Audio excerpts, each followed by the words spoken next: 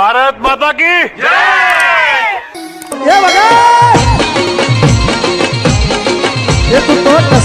હારો વિરોધી હોય તો એ પાર્ટીને કામ કરવાની મજા આવે। હા, રામનું યુદ્ધ તો હામો રાવણ હોય તો જ મજા આવે ને, કૃષ્ણનું યુદ્ધ હામો કંસ હોય તો, એમ તમારો કોઈ વિરોધી હારો આવે ને સાહેબ, તો જ તમને જીવન જીવવાની મજા આવે। હા, અને જે દી તમને ભગવાન દુઃખ આપે ને તેથી માની લેજો ભગવાન મને કંઈક આગળ વધારવા માંગે છે। શું કામ? જે કોઈ ઘોડાની રેસ ચાલુ હોય ત્યારે અસવાર એમ કહેવાય કે ઘોડાનો માલિક જેમ ઘોડાને મારે, જેમ પીડા આપે, શું કામ? બધાને આગળ લઈ જવા માટે। એમ કદાચ નાનું હુનું દુઃખ આવે તેથી માની લેજો કનૈયો આપણને ત્યાં આગળ લઈ જવા માંગતો હોય છે। એટલે આ બધું બહુ સરસ છે। એટલે આ બધી જોડ હોય, આ ટાયર છે ને એ પુરુષ છે, અંદર જો હવા છે ને એ સ્ત્રી છે। હવે તમે જ નક્કી કરી લો કે તમારી પાસે રોલ્સ રોય ગાડી હોય, કિંમતીમાં કિંમતી ગાડી હોય, પણ એકે ટાયરમાં હવા ન હોય તો એમ આપણે ભલે ગમે એમ પણ એ તો ઘરે આવી ભગવતી બેઠી હોય ને તો તમે બહાર ફાટ્યા ફરો। હા, તે એક દી ટાયર ને ટ્યુબ બે વાતો કરતા હતા। બોલો, એ વાતો તો કરે જ ને એકચ્યુઅલી। એટલે ટ્યુબે કીધું ટાયરને કે એ ટાયરા, એક કોને 80 ની સ્પીડે રોડ ઉપર કાકરા ઉડાડ્યા જાવ ને, પણ એ તો અંદર અમી બેઠી હોય એટલે। હા, બાકી અંદર અમી ન હોય ને તો કેદું ના તૂટી ગયા હોય, નખસ્યું ક્યાંય વહી ગયું હોય। અને પછી જો જેવા ટાયર જેવી ગાડી એવા ટાયર, જેવા ટાયર એવી નકશી। તમે જેમ ઊંચી ગાડી, ઊંચી કિંમતની ગાડીમાં જતા જાઓ એમાં એકદમ નકશી નાની થતી જાય। પ્લેનમાં નકશી જ નહીં, પ્લેનના ટાયરમાં ખાલી લીટી। આવો ગામડામાં ટ્રેક્ટર ને અવડાવડા કાઢ્યા। આપણા માણા પ્રમાણે તાકાત જેટલી એવી એવી મૂછું ઉપર દેખા ખબર પડે। એટલે ઓલી હવા બોલી ટાયર ને કીધું કે 180 ની સ્પીડે જાવ ને, પણ અંદર અમે બેઠી હોય એટલે તો આપણે ટાયર કઈ મોડા પડી। એને કીધું એ હવા ઈ અમે બહાર કડક આવરણ રાખીને બેઠા એટલે નગર તમે કારુન્યું ઢોળાઈ ગયો। એ બે જણા વડસડ કરતા હતા ને તેનો છોકરો વાલ બોલ્યો કે બા બાપુજી બે હક ના રહેજો, બાકી વૈશ્માલી અમી સટકી ગયા ને તો તમે બે ઢોળાઈ જાઓ। આ વાલપીનું સાફ કરવાના પ્રોગ્રામ છે। તમે ગમે એવડા કરોડપતિ હોવ પણ તમારો છોકરો જો એક ઊંધું ડગલું ભરી જાય તમને બજારમાં હાલેવા ન રહેવા દે। માટે સંસ્કારની જરૂર છે, એટલે આનંદની જરૂર છે। ધીરે ધીરે આ જો આપણા પેલા લગ્ન આપણા થતા બાપુ એ જાનમાં હારા હારાને લઈ જતા, અને દરેક માણસ પોતપોતાની ફેર પ્રમાણે હારે પૈસા લેતા જતા કે લઈને ત્યાં જરૂર પડી તો। અને આપણે બેનું આ ગાડામાં જેટલા જાનમાં ગયા છે માવડીઓને ખબર છે, એ ગાડા ફર્યા હોય ને હેડી હેડીની બાઈઓ એમાં ગાડામાં બેઠી હોય, એકમાં વળી બધી માવડીઓ બેઠી હોય, એમાં વળી 30 વર્ષની બહેનો બેઠી હોય। એક ગાડામાં એવું હોય કે એક જ ગામની દીકરીઓ નોખે નોખે હાર ગઈ હોય, તેથી જ આવ્યું હોય, એ બધું પછી એક જ ગાડામાં બેહે અને એના બાળપણની પછી વાતું કરતી જાય, અને પછી એમાં વચ્ચે ગીત ગવાતા જાય, ગાડામાં ગીત ગાય।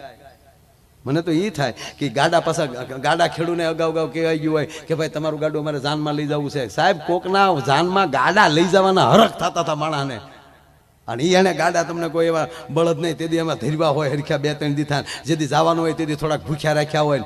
આ બધી રીતો હતી। અને એ પછી વગડાની અંદર એવા ગીત ગવાતા હોય ગાડામાં બેઠા બેઠા, એમાં વળી ગાડા ખેડૂ હરીફાઈમાં ચડે, કોનું ગાડું મોર જાય એ ગાડા પસડાતા જતા હોય, અને જેવા ગાડા પસડાય એ ગીતની હારવાર પસડાતા ગળે જે ગળાની અંદર વાઇબ્રેશન આવતા હતા, એ તો તેદુનો વગડો ભાગશાળી કે ગીત એને સાંભળવા મળે। અત્યારે ગીત નથી સાંભળવા મળતા, ક્યાં ગાડામાં બેહીને ગીત વહી જાય મારો રામ જાણે। ગીત તો ગાય છે, હજી આપણે ગામડામાં ગીત ગાય છે, પણ એવા ભાઈ ગીત આવ્યા વિટામિન વગેરેના, એ તો અત્યારના આ વરરાજા સાંભળી લે। બાકી કુંવારું રહેવાય, બાકી એ ગીત સંભળાય?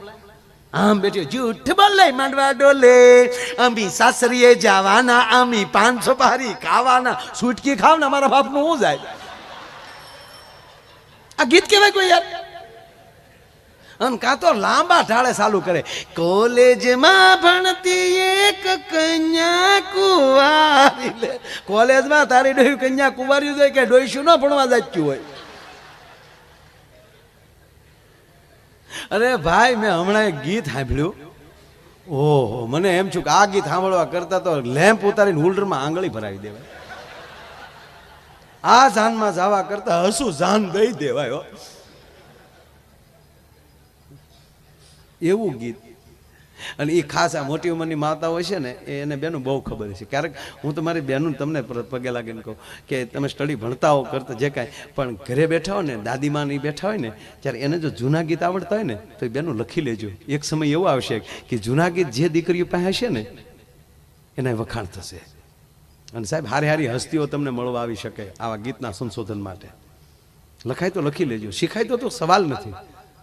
ખાલી માંડવામાં દીકરી ફેરા ફરતી હોય અને ત્યારે ગીત ગવાતા ને ગીતમાં એવી શિખામણ આવી જતી હતી કે એ હાહરવેલમાં દીકરીને કેમ રહેવાય.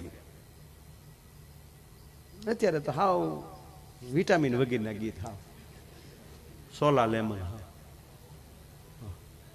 એમાંય પાછા જોઈ એ ધૂળ ઉડી હોય, એ ગળામાં ધૂળ્યું ગઈ હોય અને સામે તમે તો પ્યોર ઘીથી બધાને જમાડો છો. મેં જોયું રસોડું, બહુ પ્યોર ઘીથી તમે જમાડો. પણ અમુક અમુક બિચારા નાના માણા એ વેજીટેબલ ઘીમાં ઢેફલા બનાવ્યા હોય, એ વળી ઝાંડળીઓ ખાઈ ગયું હોય, એ પાછા ગળા બેસી ગયા હોય અને એ બંધ ગળે જે પછી બળ કરી કરીને ગીત ગાય એ તમે કદી સાંભળ્યા? તમે કદી માંડવે જ ન જાય, તમને શું ખબર હોય? હું તો ટેમ્પાના ભાડા લઈને જતો બીજું કાંઈ કરતો જ નહીં.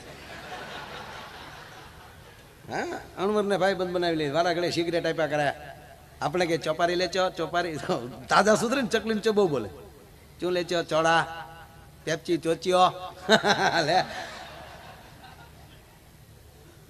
અને એ જે મેં ગીત સાંભળ્યા મને આજ કાયમ આવ્યા. એ જે એબીભાઈ એવા જે ગીત ગાય ગળું બેસી ગયું હોય હાવ અને બળ કરી કરીને જે ગીત આ બેનો જેને સાંભળ્યા છે ને વધારે મજા આવશે. એ આમ બેઠી હોય, ફૂલાનો તે ગજરો ને ગજરામાં મોતી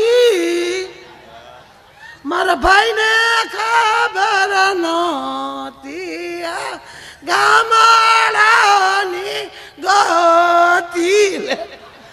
ફૂલનો ગજરો ગજરામ મોતી મારા ભાઈને ખબર નહોતી આ ગામડાની ગોતી. લે હવે એ માંડવા પક્ષની દીકરીઓ સાંભળી જાય હું બેન્દ્રે એમ કયો એ હામાં સાયલ ચાલુ કરે. ફૂલાનો તે ગજરો ને ગજરામાં ગોટો મારા બેનને ખબર નહોતી આ તો એના બાપો કરતા મોટો. સાહેબ આ ગીત ન કહેવાય, કઠણાય કહેવાય. પણ હવે સાંભળ